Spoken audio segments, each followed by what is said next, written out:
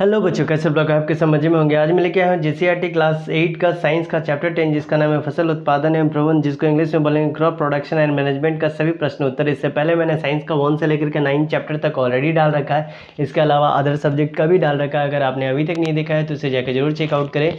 मैं लिंक आपको आई बटन और डिस्क्रिप्शन दोनों में दे दूँगा। और हाँ, अगर चैनल पर नए हैं तो लाइक से सब्सक्राइब करके नोटिफिकेशन बेल को जरूर हिट कर दे ताकि हर नई वीडियो का नोटिफिकेशन आपको टाइम टू टाइम मिलता रहे। तो चलिए शुरू करते हैं। सबसे पहला जो क्वेश्चन है वो आपका शुरू होता है एमसीक्यू से। ठीक है, 1 नंबर में दिया गया है। पहला है राइजोबियम नामक जीवाणु किस फसल के जड़ में पाए जाने वाले ग्रंथियों में उपस्थित होते हैं। तो आपके ऑप्शन है रेशेदार फसल, फलीदार फसल, अनाज फसल या इनमें से कोई नहीं। तो इसका उत्तर हो जाएगा फलीदार फसल। दूसरा है स्वपोषी का उदाहरण है। तो स्वपोषी हम लोग किसको बोलते हैं, गाय को, मनुष्य को, बकरी को या आम का पौधा को। तो आम का पौधा अपना खाना स्वयं बनाता है, इसलिए हम लोग इसको स्वयंपोषी या स्वयंपोषी के नाम से जानते हैं। तीसरा है खरीफ फसल का उदाहरण दीजिए, गेहूँ, आलू, धान या सोयाबीन। तो देखिए धान और सोयाबीन दोनों जो है वो खरीफ फसल के अंदर में आता है, तो किसी एक को आप टिक नहीं मार सकते हैं। चौथा नंबर क्वेश्चन है जंतुओं द्वारा प्राप्त खाद्य पदार्थ क्या है।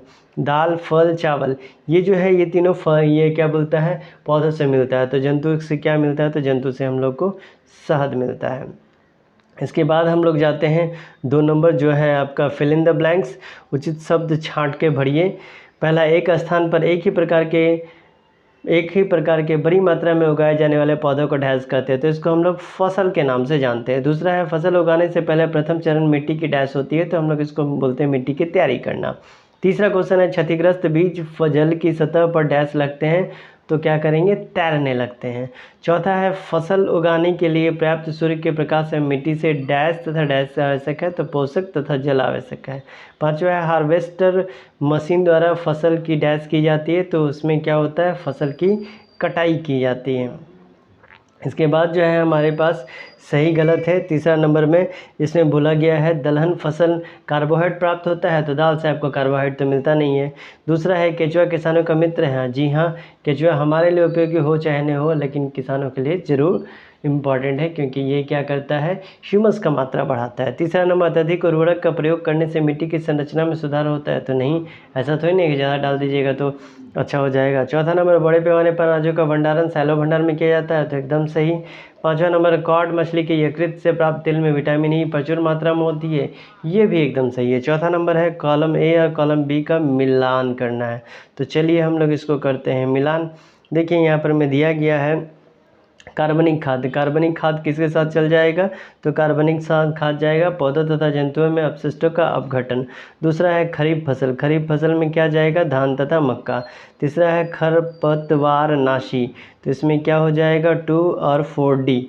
पांचवा है उर्वरक, तो उर्वरक के लिए क्या जाएगा, उर्वरक आपका 4 नंबर में है, तो ये क्या हो जाएगा, NPK को हम लोग उर्वरक के नाम से जानते हैं। पांचवा है रबी फसल। रबी फसल किस में जाएगा, गेहूं, चना, मटर में। बच गया आपका चारा फसल, तो चारा फसल के लिए आपको जाना पड़ेगा सुड़ान घास के पास। इसके बाद हम लोग का आता है क्वेश्चन आंसर का सिलसिला। 5 नंबर में है कारण बताइए, अनाज भंडारण के पूर्व धूप में सुखाना चाहिए। क्यों सुखाना चाहिए, तो उत्तर हो जाएगा अनाज को भंडारित करने से पहले उसमें नमी को कम करने के लिए उन्हें धूप में अच्छी तरीके से सुखाया जाता है, ताकि नमी, जिसको हम लोग मॉइस्चर बोलते हैं, वो मॉइस्चर ना रहे। अगर अनाजों में ज़्यादा नमी रह जाती है तो भंडारण के दौरान कीट, चूहों या सूक्ष्मजीव द्वारा इसे नष्ट होने की जो संभावना है वो बढ़ जाती है। अतः भंडारण से पहले अनाजों को क्या किया जाता है, तो धूप में सुखाया जाता है, जिससे उनमें जो नमी है वो कम हो जाए।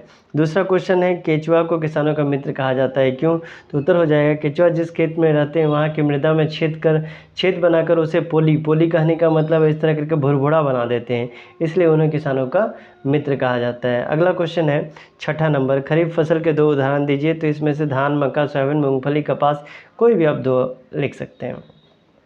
7वां है रबी फसल के 2 उदाहरण दीजिए। तो गेहूं, जौ, आलू, चना, मटर, मसूर, अलसी, मटर एवं सरसों इत्यादि, इसमें से भी कोई 2 लिखा जा सकता है।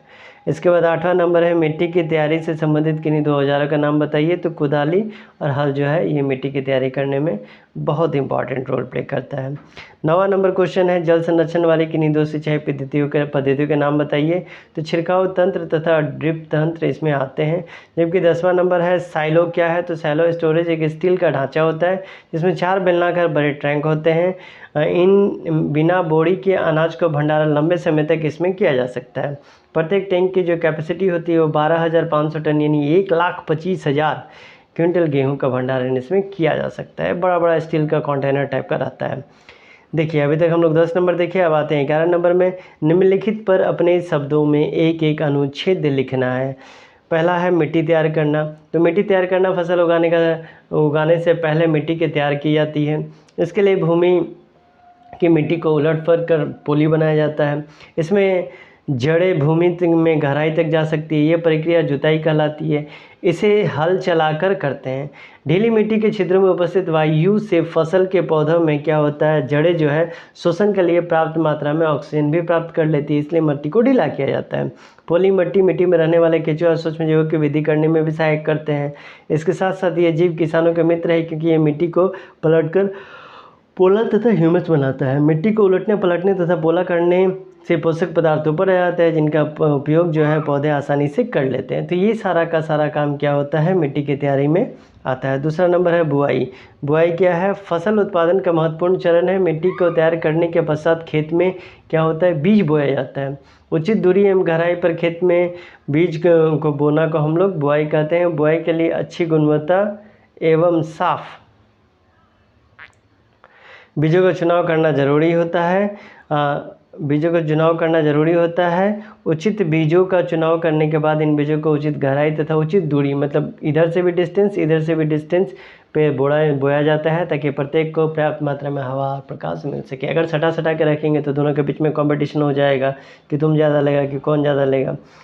तीसरा नंबर है निराई। जब खेत में फसलें होती है तो उनके साथ कुछ एक्स्ट्रा पौधे जिसको हम लोग अवांछित पौधा भी उग जाते हैं जो फसलों को भारी नुकसान पहुंचा सकते हैं। ये पौधे फसल के मिलने वाले पोषक, जल स्थान, सूर्य प्रकाश तथा खनिज लवण पर प्रभाव डालते हैं। 2 बार हो गया, जिससे फसल की वृद्धि पर असर पड़ता है। अतः इसे हटाना पड़ता है। इन अवांछित पौधों को उखाड़ कर, यहाँ मैंने लिख दिया उखाड़ कर बाहर फेंकने के प्रक्रम को हम लोग निराई कहते हैं।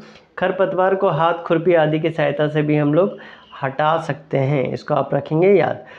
12वां नंबर क्वेश्चन है खरपतवार क्या है, उनका नियंत्रण कैसे होता है। तो किसी फसल के साथ खेत में कई अवांछित पौधे प्राकृतिक रूप से उग जाते हैं, इसी को हम लोग खरपतवार कहते हैं। नियंत्रण कैसे किया जाएगा, तो चलिए हम लोग नियंत्रण का प्रोसेस देखते हैं।